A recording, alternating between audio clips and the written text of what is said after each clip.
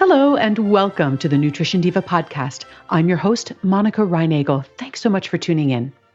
Dreaming of a beach vacation? Get away to the sugar white sands and turquoise waters of Panama City Beach, Florida. You'll discover endless family fun, heart-pounding thrills, eco-adventure, and romance. So make it memorable and make it yours at Panama City Beach, the real fun beach. Plan your escape today at visitpanamacitybeach.com.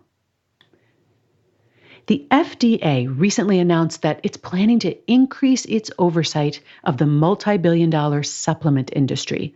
Now, that would include everything from the calcium and multivitamins at your local drugstore to those questionable weight loss and virility supplements that you see pitched on late-night cable TV stations. According to the FDA, 3 out of every 4 Americans takes a dietary supplement on a regular basis.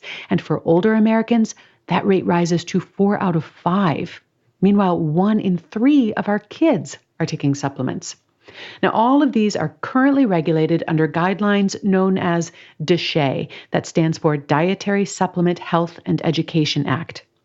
According to these regulations, manufacturers are responsible for ensuring that their products are safe and correctly labeled.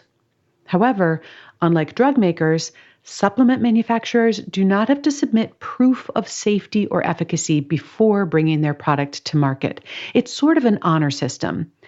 If you get caught doing something wrong, you'll be punished.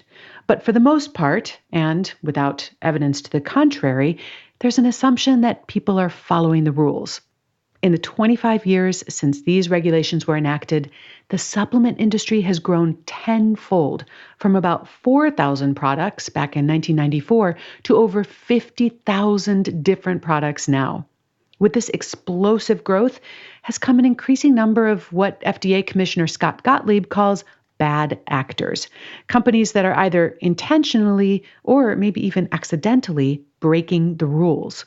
As a result, there's a greater chance that consumers will be exposed to products that have undeclared or even illegal ingredients or contaminants. And there's also a greater chance that products may include unapproved or inaccurate health claims. In response to all of this, Gottlieb intends to step up enforcement of the regulations, and hopefully this will result in fewer people going to the hospital emergency room due to adverse effects from dietary supplements. In 2015, for example, there were 23,000 such visits.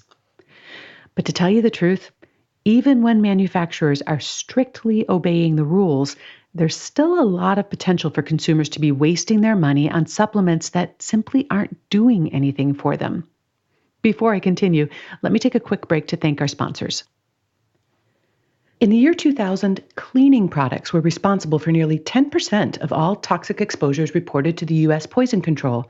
But you can clean safely and effectively with Branch Basics. Branch Basic products are plant and mineral-based, biodegradable, and made without any harmful preservatives or animal testing. You just fill a refillable bottle with water and Branch Basics concentrate, shake, and use. And you can use Branch Basics to clean your windows, your bathrooms, counters, dishes, laundry. You can even use it to wash your hands and face. I've been using Branch Basics as my primary cleaning product all around the house. It works really well, and I really love that there are no harsh chemicals on my skin or fumes in my lungs.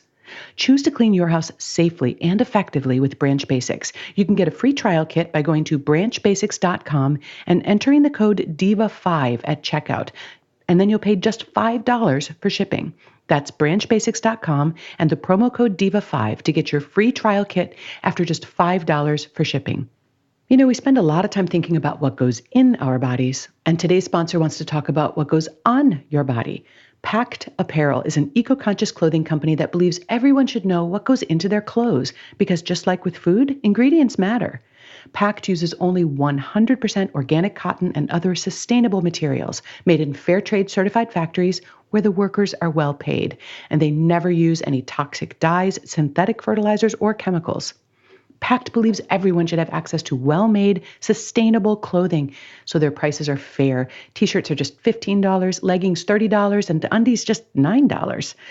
I have some Pact workout gear, and let me tell you, this stuff gets used hard and washed often, and it holds up beautifully. Take care of yourself inside and out by shopping for clothes for your whole family at wearpact.com. And if you enter the code NutritionDiva at checkout, you'll get 25% off your first order. That's wearpact.com and the code NutritionDiva.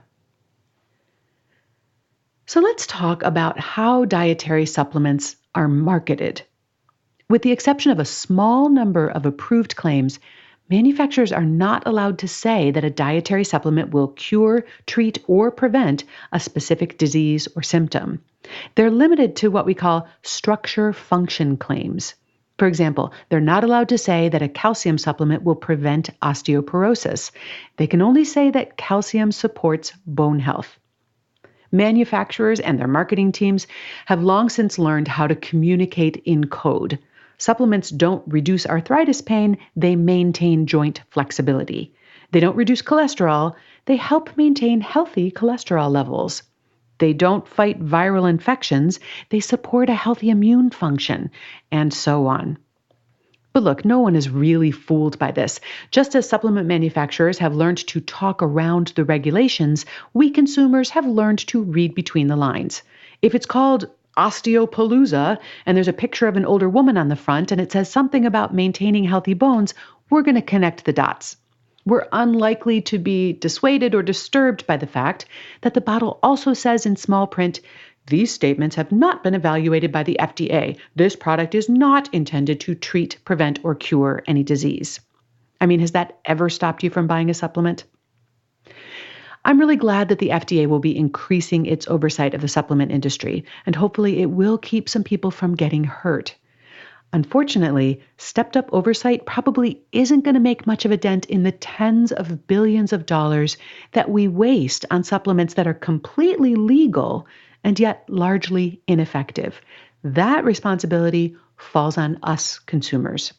Just because a given nutrient supports bone health or immune function or brain health doesn't mean that taking it will reduce your risk of developing osteoporosis or cancer or dementia. And in fact, a growing number of studies demonstrate that most of the supplements we take do not have any demonstrable benefits in terms of our long-term health or disease risk. If you've been listening to the podcast for a while, you'll know that for the most part, I'm not a big fan of most supplements. Not only are the benefits questionable, but in some cases, they may actually do harm. Fish oil and calcium, which are two of the most popular supplements, are good examples here. Calcium is important for building strong bones, and it's true that osteoporosis is a leading cause of disability among older women. However, taking high doses of calcium after menopause does not reduce the risk of osteoporosis, and it may increase the risk of heart attack. Omega-3 fatty acids are important for heart health, and heart disease is the leading cause of death. And yet, it's become increasingly clear that while eating fish is linked with lower rates of heart disease and other diseases, taking fish oil supplements is not. Now, of course, there are some situations when targeted supplementation makes sense. For example, to correct a documented deficiency. If your doctor has diagnosed you with an iron deficiency, for example, you'd probably be given an iron supplement, and it would be a good idea to take it. Supplements can also be used to address a specific symptom or concern. So if you're taking a course of antibiotics, taking a probiotic might help prevent antibiotic-related diarrhea. Or if you have arthritis pain in your knees, you might want to try a glucosamine supplement to see if it helps. But if it doesn't help, there's no point in continuing. A third reason that supplementation might make sense is to compensate for a specific nutrient shortfall. For example, if you're just unable to get the recommended amount of calcium from your diet, you might want to take a calcium supplement, but only as much as you need to fill that gap between what your diet is already providing and the recommended intake. But the indiscriminate use of random supplements to improve your health or prevent disease is just about always a waste of money. Taking a B vitamin complex, for example, will not give you more energy. And unfortunately, antioxidant supplements do not reduce the risk of cancer. Isolated nutrients just don't provide the same benefits as eating the foods that are rich in those vitamins. Taking a supplement made from powdered superfoods, for example, does not provide the same benefit as eating fruits and vegetables. And if you're already eating those fruits and vegetables, well, then you're not getting any extra benefit from taking that supplement in addition. Even worse, I've found that taking nutritional supplements often creates a false sense of security, that you've got your bases covered and therefore you can just eat whatever you want. Now, in that case, not only are you not getting the benefits of eating whole, nutrient-dense foods, but then you're also exposed to the negative effects of ultra-processed or other junk foods that you might be eating.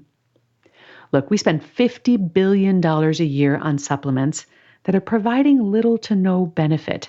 I think we could get a lot more benefit from spending that money on nutritious food. Heck, for what some people are spending on supplements, they could afford nutritious food plus a chef to cook it for them. If you take random dietary supplements in the vague hope that they're making you healthier, you might want to consider how you might spend that money on your health more effectively. Maybe you could subscribe to a meal kit service or a produce box that would help you eat more vegetables. Perhaps you could save enough to join a gym or a yoga studio, or maybe you'd have enough to pay for a cleaning service so that you'd have time to use that gym membership you're already paying for. Have you got some other ideas? I'd love to hear them. You can leave me a voicemail on the Nutrition Diva listener line. That's at 443-961-6206. Or, of course, you can always find me on the Nutrition Diva Facebook page. And if you'd like some help figuring out how to make your diet healthier without making yourself crazy, why not join us for the next Nutrition Upgrade program? It's a fun 30-day group challenge that we do just twice a year, but the benefits last far longer than 30 days. All the details are at nutritionovereasy.com/upgrade. I hope you'll check that out.